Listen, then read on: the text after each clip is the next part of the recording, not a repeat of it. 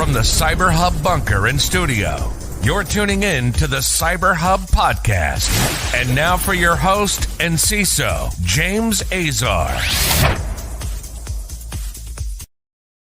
Good morning, security gang. Welcome to another episode of the CyberHub Podcast. How is everyone doing this morning? I hope you're having a good morning. It's chilly in the southeast. Like, we went from 70-degree weather to 30-degree weather in like 24 hours.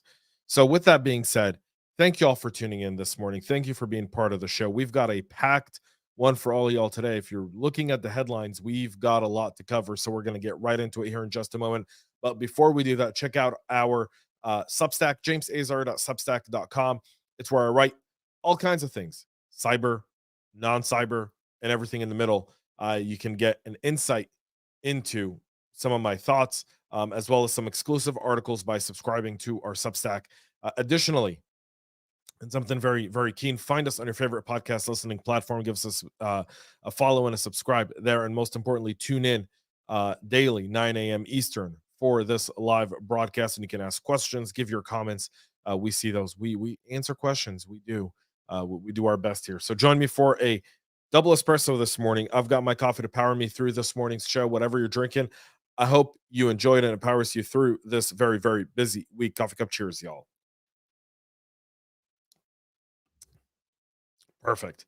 Let's kick off with some data breaches here, because there's a whole slew of them. There is a security breach. So Nations Direct Mortgage is starting to inform 83,000 of its customers that their personal information was compromised in a breach that occurred on December of last year.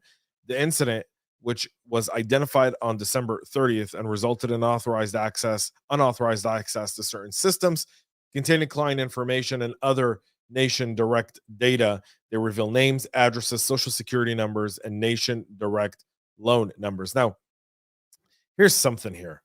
If you've got all this data, and this data is so easily accessible and readily available in a breach, we have to wonder, was this data encrypted? How was this data being handled? How is it that 83,000 records were just sitting there for the taking? Nation Direct claims it contained the incident shortly after it discovered it. This is obviously the notice to the Maine Attorney General's office. They have the strictest reporting laws, and as such, they're typically the first to know, and as such, we're the first to find out as well.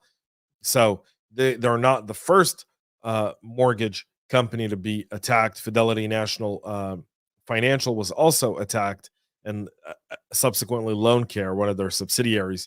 First American, Loan Depot, Mr. Cooper, and Prudential Financial. You have to wonder what all this means for the attackers and how they plan to take that data. So one key aspect of this is, if you're a victim of any of these breaches, which you know, they add up to the millions, and there are plenty of home ownership, and ownership is a great way to begin to build wealth for your family and for yourself and for your loved ones. Lock down your equity. Title insurance, really, really important. Make sure you're freezing your credit reports, because what these attackers will try to do is say, there's a house here, it's got $400,000 in equity. Let's pull the equity out by pretending to be you. And so they'll do that, and then all of a sudden, you know, a year later, you find out your house is being foreclosed on for a loan you didn't take, and something to be mindful of as part of this attack. Japanese tech giant Fujitsu is now discovering that several of its systems were in fact infected by malware, and warns that attackers stole customer data. The company, the world's sixth largest IT service provider, employs 124,000 people, has an annual revenue of nearly $24 billion. The portfolio includes computing products like servers and storage systems, software, telecom equipment, and a range of services, including cloud solutions, system integration, and IT consulting services.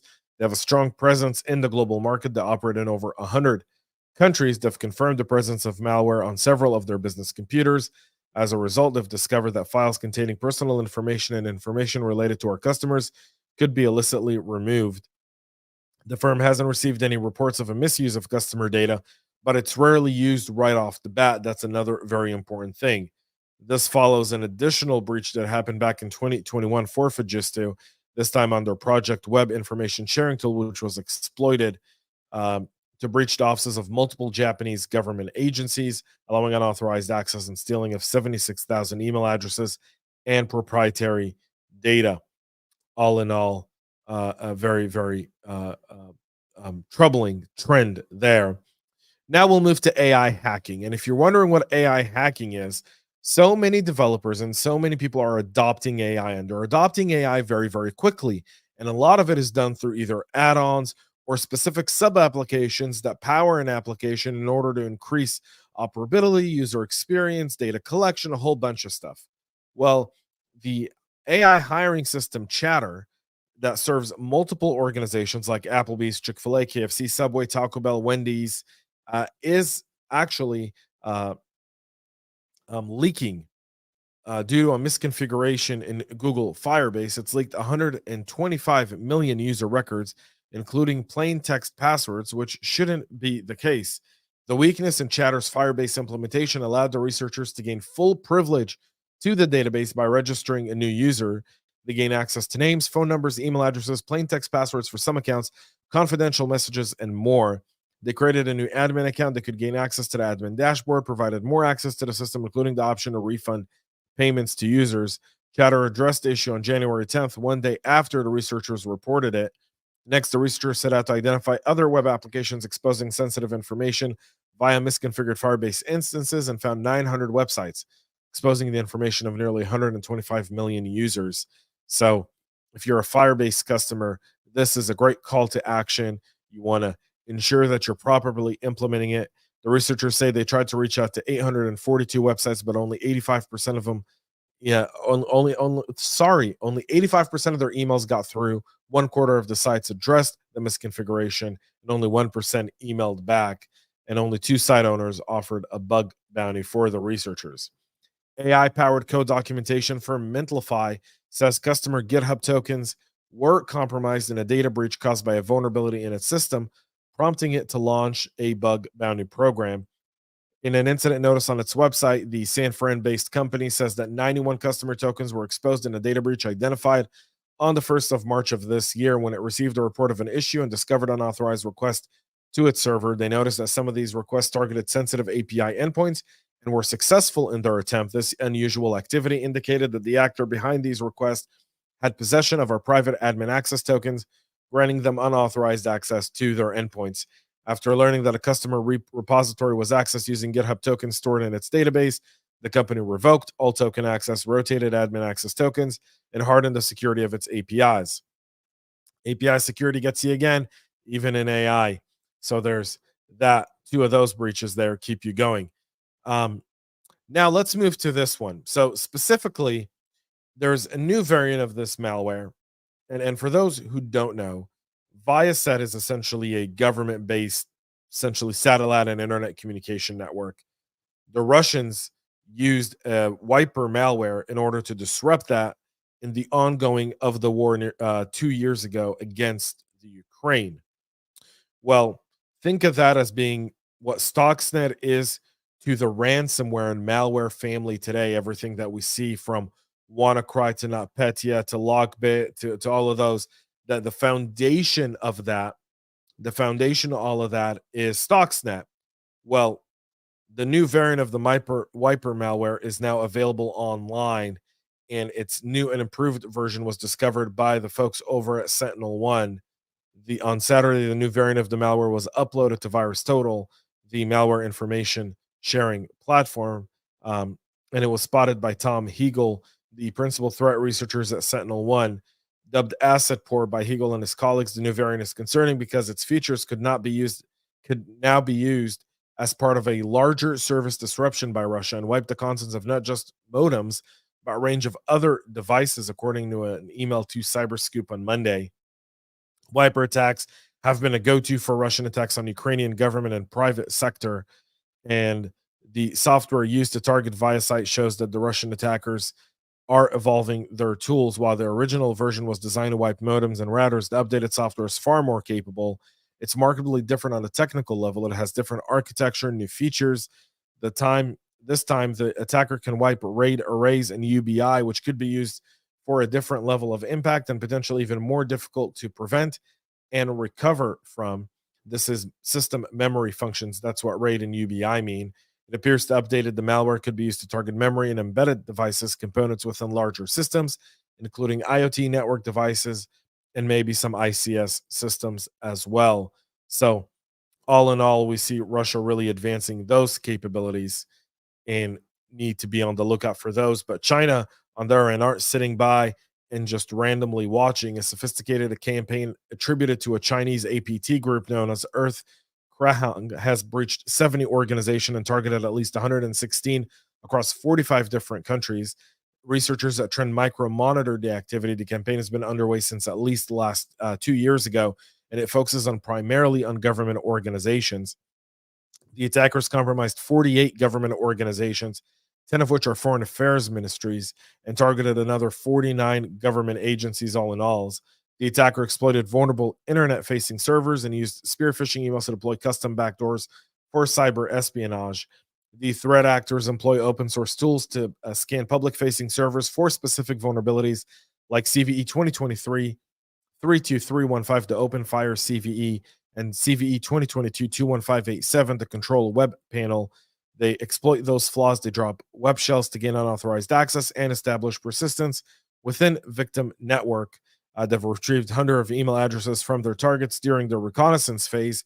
In one case, the actor used a compromised mailbox from a government entity to send a malicious attachment to 796 email addresses belonging in the same entity. They haven't given details over those, but you can see the whole diagram. The TTPs and IOCs are all available in the show notes.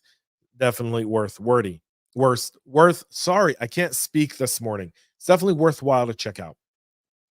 Now, the U.S. is still chasing down Vault Typhoon and its targeting of American critical infrastructure. According to the NSA, the federal agencies are not done with efforts to uncover or eradicate the Chinese threats to critical infrastructure, according to Rob Joyce, the outgoing director of NSA Cybersecurity Directorate. This was on a roundtable on Friday of last week. Investigators are still finding victims and making sure to clear out intrusions nearly almost a year after it was initially disclosed. Joyce also acknowledged for the first time that the government used AI to discover some of the breaches made during the campaign, noting that Volt Typhoon activity was difficult to initially identify because the group steals and generates legitimate credentials and doesn't bring additional malware into the system. They rather gain persistence, sit there and drop the malware when they want to. So we'll see how this continues to go, and we'll keep you appraised to it. The DoD on Friday announced that it had processed over 50,000 reports as part of its continuous vulnerability disclosure program launched in November of 2016. A first in the history of federal government, the program was initiated following a successful hack the Pentagon bug bounty program running on HackerOne, which was followed by similar programs for the Air Force, Marine Corps, Army, and Defense Travel System assets.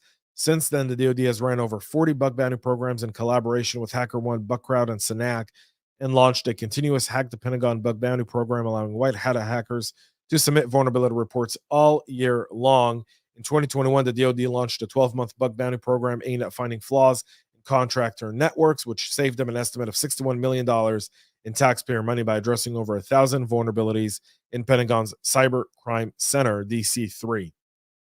So at the end of 2022, close to 45,000 vulnerability reports were received from roughly 4,000 researchers that are participating in the program.